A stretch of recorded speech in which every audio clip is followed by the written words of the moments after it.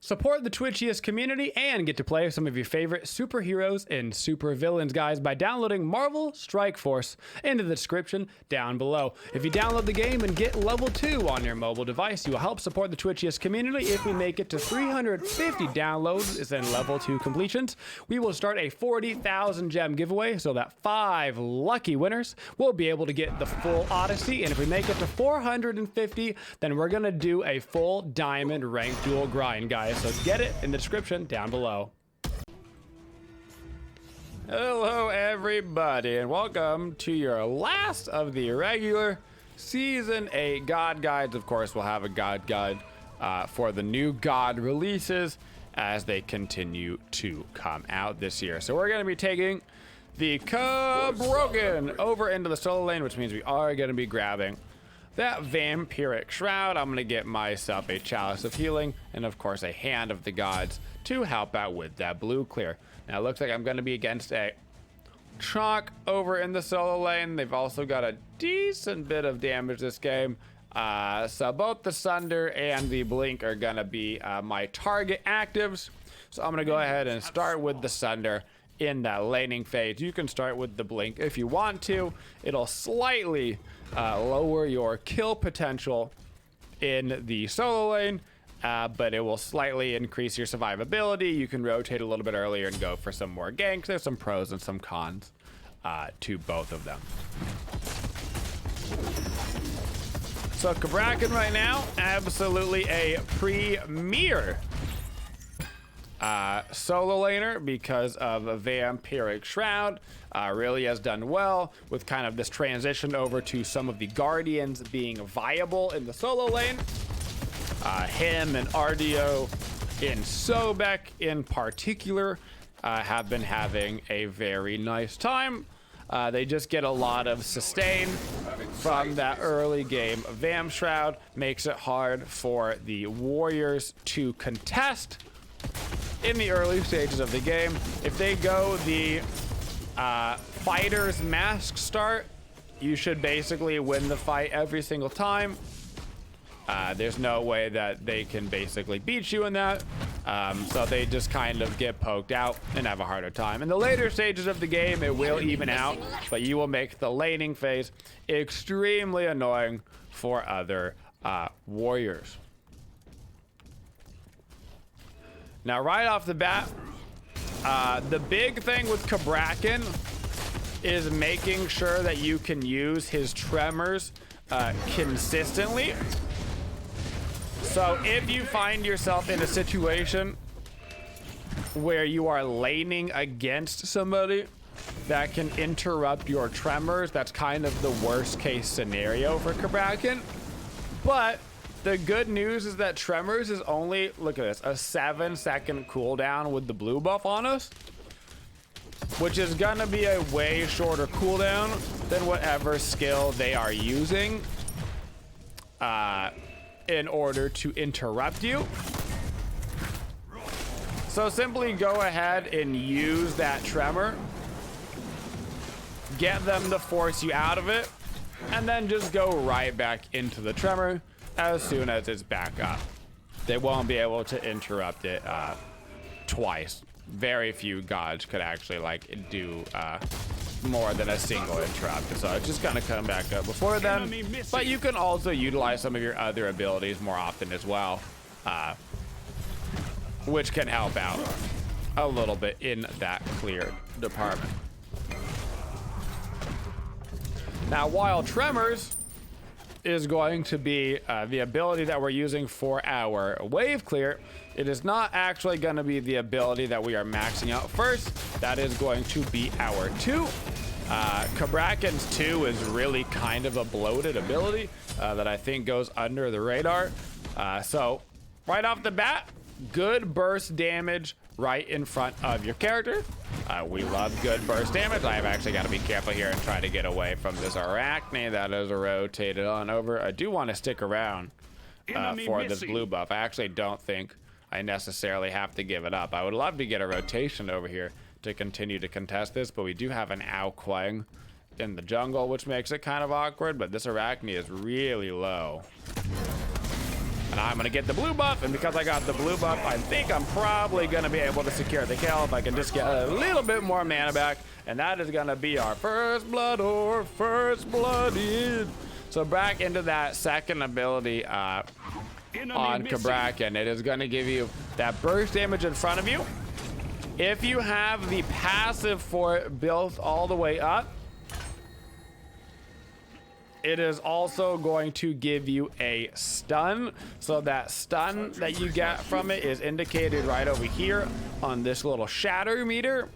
You get 5 stacks of that, and it goes ahead and you will do the stun. That stun increases as you level up, and you also get protections per stack as well. So as you take damage, they store that energy, and you're going to get 6 protections from each stack at max level, which means you're actually getting 30 of each protections, which is super nice. And then when you use the ability, when this is all gone, you lose those protections again.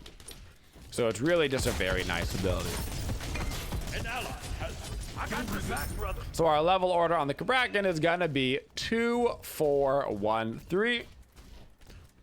2 for all the reasons mentioned before. Ultimate just because of the straight damage. Our 1 is going to give us a little bit of damage, also some movement speed increase and a decrease in the cooldown, which is nice. And then finally our Tremors. For the most part, Tremors at the end of the game is just to kind of be annoying, provide a little CC, force people to use like a movement ability to get out of it, etc. You're not typically gonna just be sitting there in Tremors at the end of the game because people will just interrupt you out of it. And you won't be able to use it that long, but it does maintain itself as a strong ability throughout the game in terms of this generic CC, because it's basically always that. So I'm gonna go for this chalk actually a little bit. Gonna hit him with a little Sunder combo, hit him with a little Tremor. He's got a lot of sustain with his range, so I don't want to like overcommit to it. But if I can get him a little bit lower, then the Quang can kind of come in and look for some damage. So now this is kind of the time where you're looking for those Tremors. Just try to keep them around for the Quang, but that's right, he's not gonna be able to get the ulti off. So one more time on that level order, that is 2, 4, 1, 3. For our first item, we went into the Breastplate of Valor, pretty standard. Amongst the Guardian solos, you've really got 2 quite excellent physical defense items. One being the Breastplate of Valor, you get a bunch of CDR. CDR is good. You stack that with the Vampiric Shroud and all the sustain that it gives you. More abilities means more sustain comes out because you get that sustain from it every time you get to use the ability. So it really just has a nice synergy with CDR as a whole. You've also got Tyrannical Plate Helm, which is another very good item right now that is getting picked up quite a bit. And it is getting picked up because it's actually not that expensive. It's kind of expensive in terms of like the order in which you have to buy the item. So if you go look at Tyrannical Plate Helm, it's got this like kind of expensive start where it's 1600 for this tier 2. But after that, it's actually not bad at all. Got to get chalked down to 1 HP, and we're just barely not going to be able to finish him because of those bonus mitigations that he gets on his ultimate. Gonna save our point at level 8. That way we can go ahead and level up our 2 and our ultimate at level 9. So that Tyrannical Plate Helm is going to be kind of a go-to for you. It's going to give you a lot of magical power, but it's also going to give you those protections and health, and you can always get yourself some nice CCR. Now, I actually have to be a little bit careful right now because I don't have my blue buff. I'm being a little bit greedy. It looks like the chalk has opted to go into the Chile, which is a little bit annoying for us because that's just another way for him to interrupt our Tremors. I'm gonna put out a quick ward over the wall because I need to know if he is coming to me. This is another kind of greedy play, staying for this blue buff, but I don't really want to back up and give him the blue buff for free. So I'm gonna go ahead and just try to grab this myself and stick around for this wave before I back. Maybe try to utilize my walls for the body blocks if I need them in order to stop like his ultimate. Because I am against a physical solo laner and a physical jungler, I can go into the Tyrannical Plate Helm next, go into the double physical defense. It's basically gonna make me an impossible target to gank. So they're gonna have to focus on the other lanes and just kind of lets me free farm. On Cabrakan, our standard kind of combination of abilities. Traditionally, we are going to be blinking into the fight to start. Once we get that going at level 12, we're gonna have our one already preemptively pressed. So we will have our one pressed, then we will blink into the fight, immediately starting off with that auto attack. So Cabrakan 1 is not actually an ability in the traditional sense. It is a stim. So if you go look over here, it's a self buff. And that means that it actually factors in as an auto attack. So it procs all auto attack based items. So if you were to have a Polynomicon, your one will go ahead and proc that poly on your auto. If you were to have a Telkine's ring, you would get the Telkine proc, whatever. You will get all of those procs on your one because it is in fact an auto attack. Another cool thing about Cabrakan 1 is that it gives you the hastened effect, which means that you can auto attack freely without any movement penalty. This is why you'll see a lot of Cabrakans press 1 and then immediately just hold it on their auto attack, because there's basically no reason not to.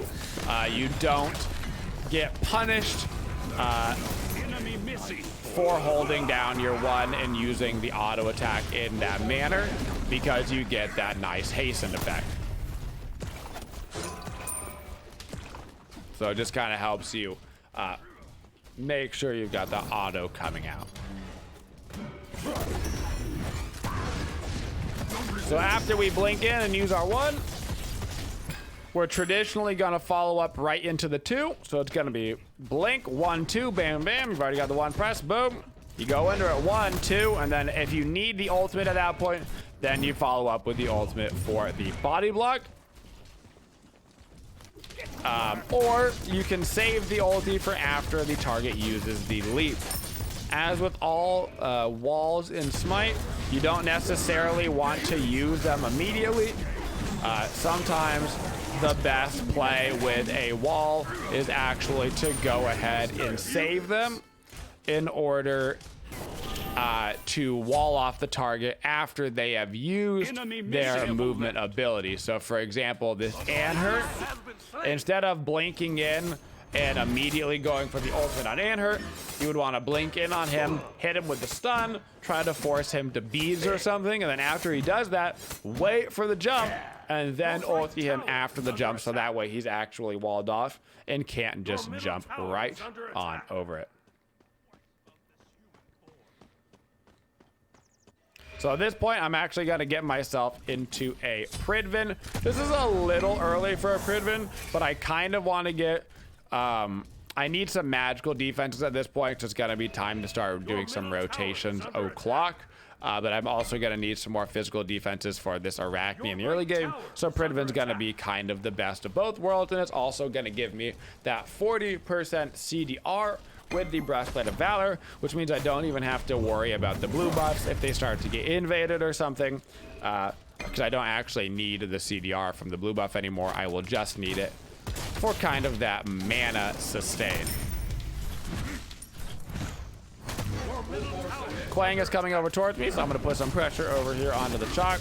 I can't actually use my ultimate until after he goes for that teleport. There's really no reason to, because he's just gonna teleport right on out, get some more wards out, and then I can head over towards my blue buff after this next wave. So for guys that we don't want to go against on Cabrakan, In general, the big thing for the laning phase is just gods that can interrupt. Your Tremors are annoying. The lower the cooldown that they can interrupt your Tremors, the more annoying that they are. So anybody that's got strong CCs, like a stun or a mez, right? Like a root isn't a problem, so it didn't take you out of Tremors. Has to be a silence, a stun, a mez, something of that nature. So watch out for those in the laning phase. As far as the later game is concerned, it's more so about people with jumps become a little bit more problematic for you. You're obviously very good against gods that only have either leaps or excuse me, you're very good against guys that only have either dashes or no movement ability whatsoever. And you have a little bit of a harder time against gods that have leaps, although we discussed earlier with the Anhurt kind of your strategies for going about that. So at this point, we're going to continue working ourselves into that pretty bit. And once we get that online, we can start worrying about the next one. So right now we've got some deep wards placed out at their blue and their back camp. These are kind of the two traditional areas that you're going to want to put out the wards in the solo lane. It's going to give you complete vision of them coming in from the deep side against you, so that way the only thing you have to worry about is them rotating in on the short side. If you're winning the game, I traditionally put the wards up there because that way you can continue to go for invades, for aggression. Also, if you have an aggressive jungler, those are a good place to put wards. If you have a passive jungler, or if you're losing the game, you're traditionally going to do that same type of ward, but actually back on your own camps because you're probably going to be pushed further back.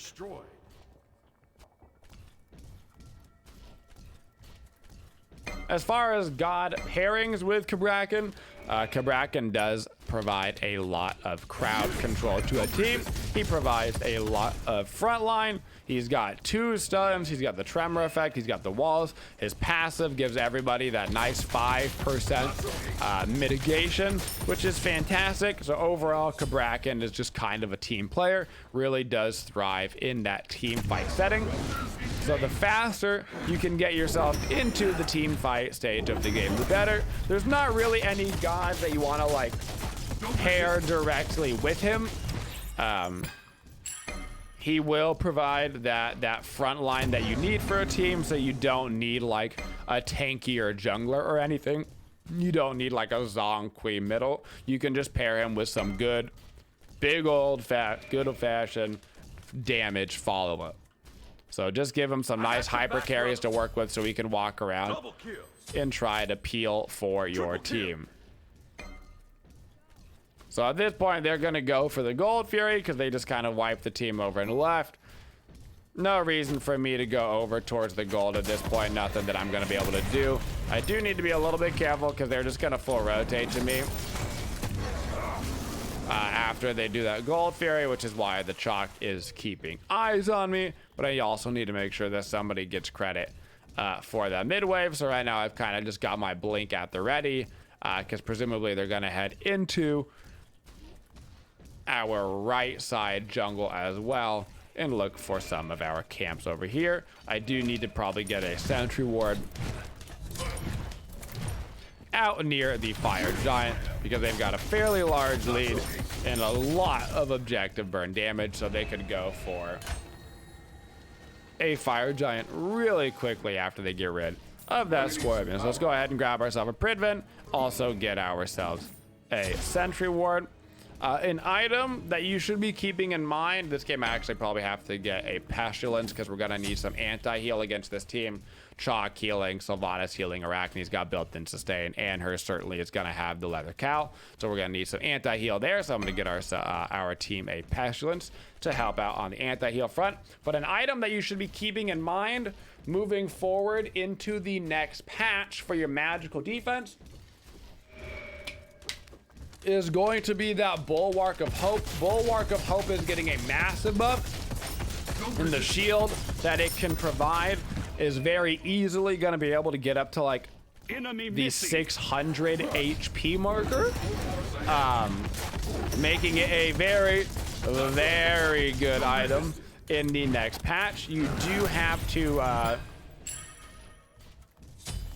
be careful though. Obviously, Sunder will still be a very good relic against the Bulwark of Hope or shields in general because it gets rid of them, but also keep in mind that Sunder is getting nerfed next patch as well. So you're going to be seeing less Sunders. Less Sunders means that more shields are better. So the emojis of the world, Bulwarks of Hope, Nike, all kind of enjoying that nerf coming up in the next patch. Now we need to be quite careful here, but I'm going to walk myself at this Scylla. I'm going to go in. I know that his dash is down, so I'm going to hit him with one of these. Just going to continue to follow him. I'm going to hit him with Sunders. I'm kind of waiting for him to use the car or something. That's his Aegis, that's his beads. We have forced a lot on him. We really do need to grab that kill. I think my team should be able to get that without me. So I'm just going to start kind of peeling off this chalk a little bit. Hit him with the Tremors, so he's kind of stuck in place. Stop using that Tremors immediately once I feel like we can grab a kill. Sylvanas has his Thorns down. I'm going to hit him with the double CC. Keeping an eye kind of on my back line in case I do need to end up peeling for our Medusa. And then I'm going to call for the Be Careful. That was a really big and important fight for us. I'm going to go throw down this Sentry Ward over on the Fire Giant. And maybe we can get ourselves a Pyromancer as well. Pop my one so I get that additional attack speed so I can get rid of the Sentry Ward quicker. Unfortunately, the her ultimate is gonna go ahead and secure, which is a bummer.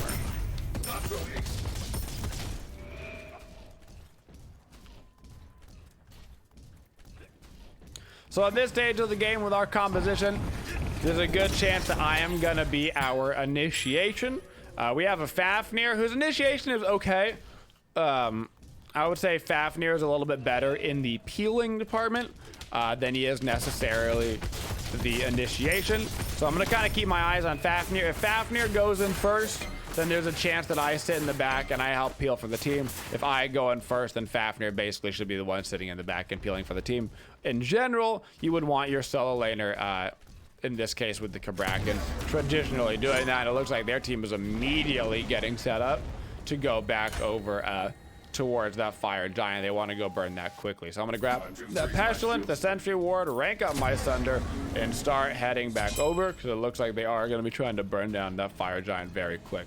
They've got great secure with that Scylla Crush ultimate combo, so we can't let it get too low because they have way better secure than we do. We don't have our Medusa here, which means that we can't really win a fight. So if they see the Medusa, they're going to start pulling the Fire Giant, and they are. So we are on Operation Distraction O'Clock, so I need to go find where the Scylla is and immediately get onto him and try to distract him as long as I can because he is there secure. Unfortunately, they are going to be able to grab that, and now it looks like the rest of us are probably going to go down here as well. We got a tier 1, tier 2 over in the duo lane, which is nice and all, but I actually feel like if we would have had all 5 of us there, we probably could have taken a good fight at that Fire Giant and gotten ourselves some kills, and now they're probably going to get the right side Phoenix as well. Now Anhur's beads are down, so he's going to be my primary target. I know that Scylla isn't here, so I'm going to try to get in as fast as I can, but it doesn't look like it's probably even going to matter. Maybe we can follow up on the chalk, get a little something off it. So I'm waiting for this Anhur to jump, because if the Anhur jumps, then I can go ahead and hit him with my ultimate. That's actually a really aggressive play from him. I'm gonna try to wall off this chalk. Unfortunately, the Arachne is also gonna blink over that. This is still not the worst fight, but we don't really have anybody to go in there and start it now, and they are gonna be healing all the way back up. So we just gotta kind of accept that Phoenix being down and kind of skedoodle forward, continue to get farm. Right now, the biggest issue is that we just have some pretty big XP deficit. Our jungler is down 5 levels, and our mid laner is still down 1. So if we can get our jungler some more farm, it'll put us in a much better position, especially because it's an Ao Kuang, who has a fantastic late game, but his early game is just so bad.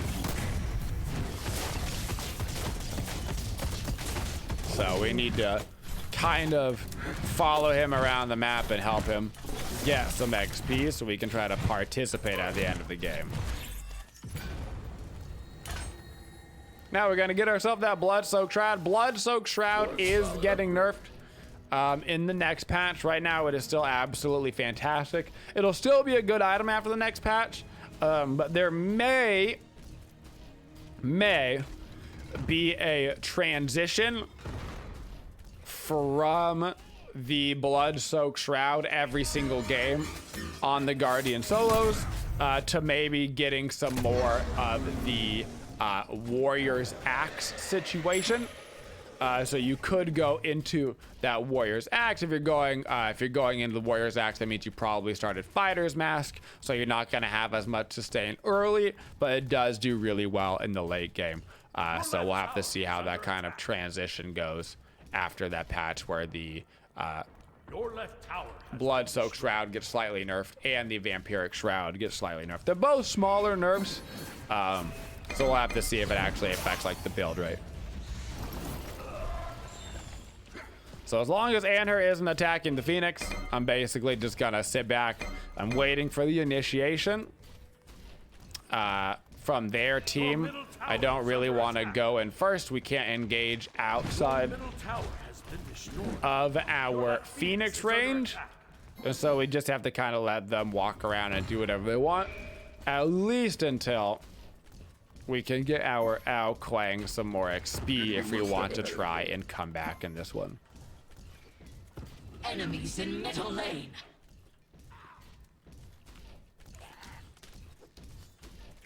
Now they've got creeps pushing in from the right hand side as well, so we got to be a little bit concerned about that. I am trying to get behind them right now, so I'm gonna be able to come in from behind. I'm gonna try to look for that Anhur, see if I can't force the beads. There it is, his beads are down. I'm gonna wall off Sylvanas, even though he's not obviously the preferred target. Being able to get anyone is better than no one. Trying to get close enough to stun somebody, throw down a Sunder there onto the chalk, which is gonna make him a killable target. I know that the beads are down on Anhur, so we're gonna continue that chase. I've got the slow immunity from my one, and that ends up being a fantastic fight for us. Now we do need to defend that right lane. The second that Phoenix comes up, we need to be there to defend it. Titan's gonna take some damage, but the damage that the Titan's taking isn't actually relevant as long as we get that right Phoenix back up. Oh, ride a Phoenix, live. Ride a Phoenix, live. So now the boys in mid are getting a little bit too greedy. We didn't need to lose our Ao Kuang or I'll defend left lane. our Fafnir there. We just needed to back up and defend right lane, so that way we could get set up for that next fire giant. Because we've got another couple of waves of fire creeps over in right lane, and the fire giant is spawning, but now they're going to be able to get set up for the fire giant first, because they're going to have the respawns, which means we are once again going to be on our back foot. So against this particular composition, a Magi's here would actually go a long way because of all their CC, and I'm also a Cabrakan, which means that a Magi's here is not only going to give me the annoyance for the Scylla because of a root, but I've also got the root immunity on my one, which means that I should be able to basically W key at her and keep her off the team without any problems. Because I've got to get into that back line and zone out their damage. So our Merlin tried moving up and getting some wards out here. He's kind of getting cut out a little bit, but he's actually doing a really good job of kind of kiting himself around. Gonna try to get some pressure onto this Arachne, throw down the ultimate on him. Unfortunately, I've body blocked in my own Medusa. That was a bad wall there from me. But right now, you can see I'm just peeling in the back line. I'm not going super aggressive. I'm literally just sitting in the back and trying to help out the team. That's going to be an Anher ultimate down. At this point, I just need to start running away because we have got to have at least 2 of us live in this situation. Otherwise, they're going to be able to go and end the game. Now, I don't inherently have to back. I can stick around because I do have this Shroud. If I was them, I would probably still try to do something. So instead of backing, I'm literally just going to keep hitting these camps over and over again and utilize them for the sustain. I know that we have a lot of actives down there on them, so Scylla's going to be my main priority target. If I can get in here on him and hit him with a stun or something, I just couldn't quite get him with the stun. I could wall off the Anher, which is nice. And now this is actually going to be a very low fire giant, very stealable. Unlucky that we actually didn't get it right there because the Anher jumped away at the very last second. That was actually probably in our favor, RNG-wise, because the Scylla had run away and the Anher had jumped over the wall. Very close to us actually getting that fire giant. That was a very risky play from the enemy team that just worked out for them. But we do kill the Anher at least, so we get one of their fire giants down, and it was about 30 seconds away from being the enhanced, so it's actually not that big of a deal that they got it, because we just set up for another Phoenix defense, and our Outquang is almost level 20. And a level 20 Outquang can actually do things, so that's pretty good. That's pretty good. Get to work.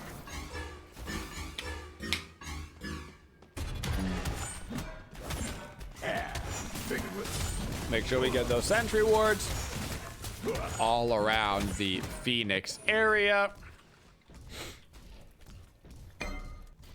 Our Merlin probably should be a little bit careful. Up for the red is a Good to be one step ahead. risky spot to be in right now. I'm gonna back up, grab another sentry ward so we can go ahead, get out that vision on the other side as well, and have it for the counter.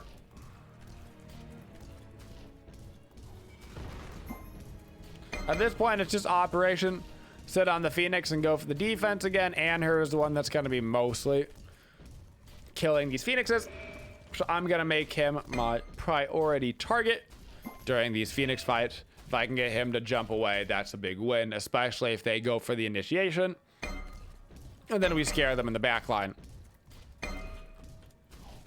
Might buy some time for us to kill the Sylvanas or kill the Chalk. Arachne is over mid, and she might go to dive the Quang, but if we all head over to mid, then they're going to push in and left as well, so we need to be careful about that. They are pushing in. I don't have to go too crazy right now. Be careful. We've popped a lot of damaging abilities. We popped our Frenzy.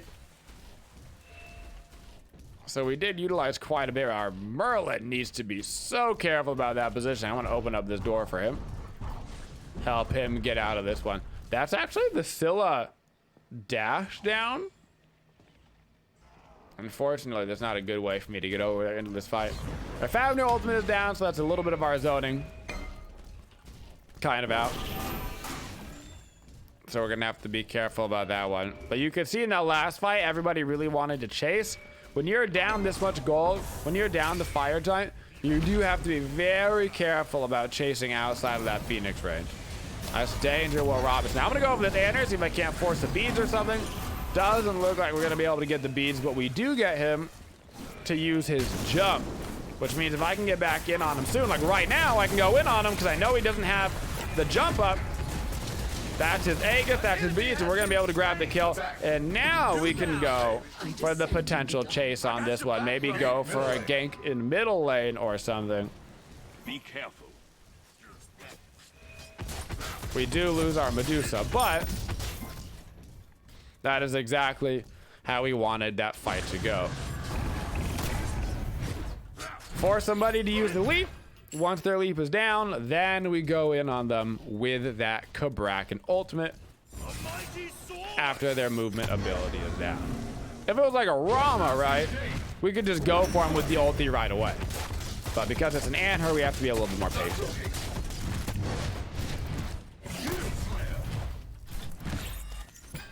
I don't actually really need the blue buff, and at this point their fire giants are actually down. We can look over towards this chalk, and I mean we can burn this guy very quickly. That's gonna be a Scylla ult down over the wall. I'm actually gonna continue to chase for this. I'm gonna look for him. I'm gonna get him stuck over here. I'm hoping that we can find a way to follow up on this chalk. This would be a great time to pick off a chalk. This is a fantastic time because the fire giant is going to be spawning. So I'm going to call off the attack fire giant. I've got a back really quick. I'm going to buy us just a quick little red pot for some bonus damage. But that's a huge time to pick up a kill because now he's got a 60-second death timer with the respawn of the fire giant, and we've got the Scylla ultimate down. So I'm going to be completely in charge of zoning on this fight. I'm not going to be basically on the fire at all. And we're probably going to need to just look for the fight on the hole. Because they still have that Scylla Crush combo. So I'm just going to run right on this back line, trying to zone him out. I'm going to call for the attack. We need to go for it. That is Scylla's ultimate down. That's her dash down. She's going to come back in. We got very lucky that she didn't get there like half a second sooner. I need like one person to come help out. And the back line with the Scylla just not quite going to be able to get there. I'm still going to call for the attack right here. I think we can continue this fight. Kind of waiting for the Anhur to jump. That way I can follow up on him with the blink combo right here. He uses his beads. I'm going to stun the Arachne. I'm probably going to die. But we should be able to finish them off with that Medusa Fafnir unless we miss too many auto attacks. And so we're actually not going to be able to do that. So unfortunate. Very unfortunate right there. That fight after the fight should have been really good for us. Unfortunately, I don't know how low our Merlin and our Quang were. But it seems that they both decided to back, which is unfortunate because we basically had a 5v2 against the Anhur and the Arachne, and we would have been able to pick up the Anhur and the Arachne. The Scylla was already gone because she had backed out. We had the frontliners dead. So basically a string of pretty bad decisions made there by our carries in this game.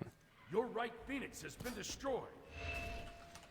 They're probably not going to be able to end, but they're going to be able to get at least one, if not two Phoenixes here.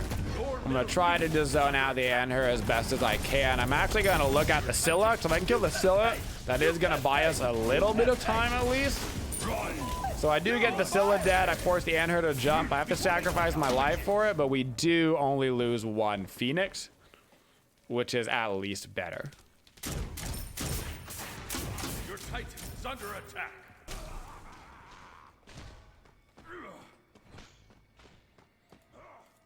So we don't have anybody left with the enhanced fire giant. So not only did the Quang and Merlin kind of back at the fight, regardless of how low they were, but afterwards they should not have gone back into the fight and fought the 2v4 over in the solo lane. They should not have done that. They should have just stayed back at the Phoenixes. There was no reason at the point that they had waited to go into the fight to then go into it and get rid of their enhanced fire giant. We still could have had the enhanced fire giant on our mid laner and our jungler, which would have been really nice moving into these team fights. So it was kind of two mistakes in a row right there. Is this the only thing this world has to offer? At this point, we just have to kind of play defensive again, wait for the next fire giant because we have to push out our right side creeps. The good news is that the Phoenix that's down is over by fire giant anyway.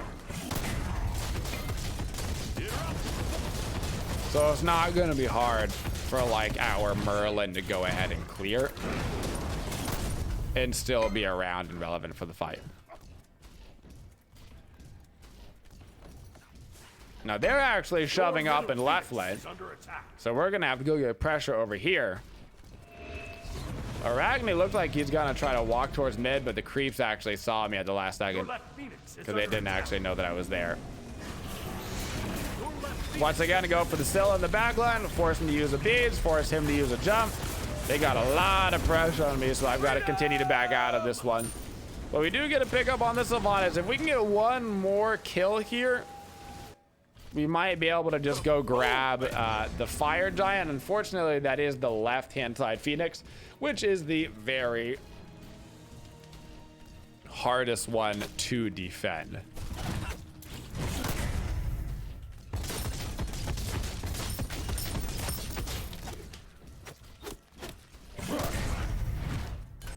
But we are gonna have to go ahead and probably go for that Fire Giant. Attack Fire Giant. Because we do have 2 dead, so it's gonna be a 5v3. So we're gonna, this is one of those, sometimes you have to YOLO a little bit in order to find the comeback, because if we wait for them to respawn, then they're gonna get the Fire Giant no matter what, and now they've got the enhanced Fire Giant, and they've got 2 Phoenixes down, so you've got to kind of go for a risky play here, because it's better than just guaranteed Having sight is giving them the fire. Your team has destroyed our Attack Fire enemy Giant. tower. Enter actually doesn't really know that I'm here. That's his jump down. He has gotten zoned out. That's fantastic. I can move back kind of towards Scylla. She might be coming around the back side actually, but we burned that down very quickly, and so now we just need to back it up and go defend the left and right. Looks like Arachne is split pushing. See if him seeing me in the mid lane scares him off. It does look like it is going to. This could be a good pickup opportunity for us actually right now. If we can continue to find this. If I can get these creeps off of me, we might be able to go find a quick pick somewhere. Unfortunate that the Anhurs sitting right there. They might actually have that warded.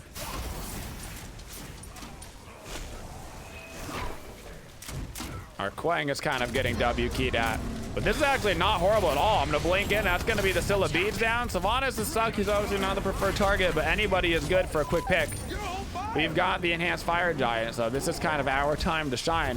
If we can get in range of a stun on the Chalk, I mean, he would also be a decent target. Doesn't really matter who at this point. They're gonna knock me away, which is fine. There should be a Chalk pickup for us. He's actually gonna dash right back into everybody. Hit him with a little Sunder. That's a little Pridven proc down. We're just a little bit out of the range, and we got to be careful about all the Scylla poke that we are taking. We unfortunately did lose right side again, so we don't really have a choice but to kind of keep on pushing on this and kind of go for almost a little bit of a base racy situation. But we do lose the Quang. Oh, we lose all of it. That's probably gonna be the game right there. If they're smart, they're not gonna let us back. But that double Scylla ult is gonna cost us the game. Really, the only play we have right there is in order to go for the base race. But Scylla lands the ulti twice in a row, which ends our base race opportunity, guys. So basically that game right there was just decided by a string of various mistakes. Not really like in-game like hitting abilities and stuff, but more like just bad executive overarching smite decisions, leaving during a team fight, coming back when the fight was already over, just kind of decisions like that, guys. And that is your Cabrakan solo guide. Thank you for supporting the Twitchiest community. If you'd like to see more videos, make sure you subscribe to the channel and always hit that bell for notifications so you don't miss any of the upcoming videos. Thank you for all your support and have a Twitchin' day, y'all.